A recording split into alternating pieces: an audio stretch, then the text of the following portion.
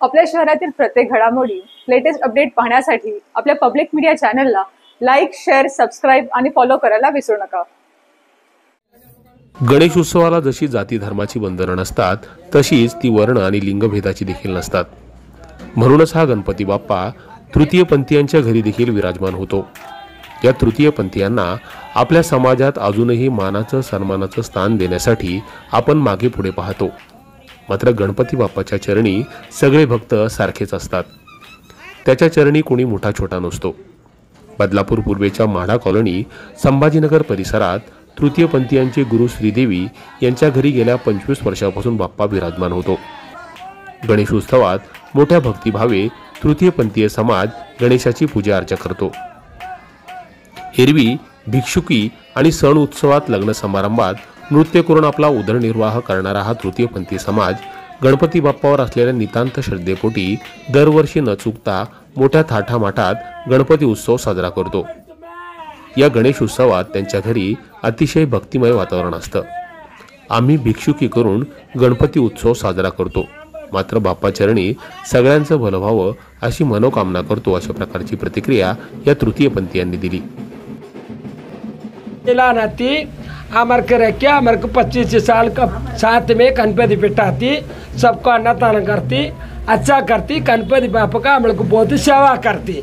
हम लोग ये पूरा दुआ तुम लोग को तुक्काना वाला को मिलने दो, देने दो नहीं देने दो, उसका पाल बच्चे चुक्कर रहने दो, बरकत रहने दो, मालिक दुआ होने दो, और बहुत अच्छा रखो मैं बरकत रहने दो गणपति बापा। संभाजीनगर माड़ा कॉलोनी में बदलापुर में हम लोग, मेरा गुरु का घर पे बिठा रहे श्रीदेवी उसका नाम। हमारा ग्रुप आया ना 4-5 जन, सब मिल के पैसा मांग के उसका दुकान वाला को, गांव वाला रहने दो, कोई भी रहने दो, नगर पालिका रहने दो, कोई भी रहने दो, उसका सबको अच्छा दुआ मिलने। अभी सबको दुआ देव गणपति बाप्पा, अभी कभी भी अच्छा दो, बाल बच्चा अच्छा रहने दो, धंधा पानी अच्छा रहने दो, उसका बाल बच्चा अच्छा रहने दो, काम धंधा बरकत आने दो, ऐसा बोल के हम लोग दुआ मानता। इसके लिए उसको बिठा के सेवा करता। आणि दर 25 वर्षापासून आम्ही गणपती माडा कॉलनीमध्ये श्रीदेवी आमचा गुरु नाव, ते श्रीदेवीकडे आम्ही बसवतो। आणि आमचं मनात एवढी विश्वास आहे, बदलापूर, अख्खा बदलापूर, उल्हासनगर, विठ्ठलवाडी आणि कुठली पण राहू दे, कल्याण, अख्खा मुंबई सुखी राहू दे म्हणून एवढीच विनंती करता।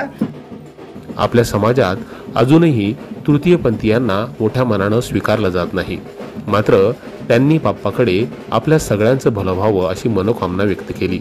त्यामुळे समाज म्हणून आपण कितीही त्यांना नाकारण्याचा प्रयत्न केला तरी त्यांना त्याचं दुःख नाही। त्यांनी गणपती बाप्पाच्या चरणी सगळ्यांचं भलं व्हावं हे मागणं मागून त्यांचं मन आपल्यापेक्षा किती मोठं आहे हे दाखवून दिलंय। Public media, Badlapur.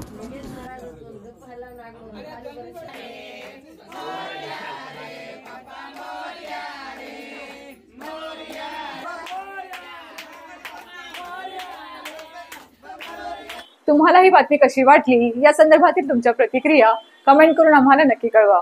धन्यवाद।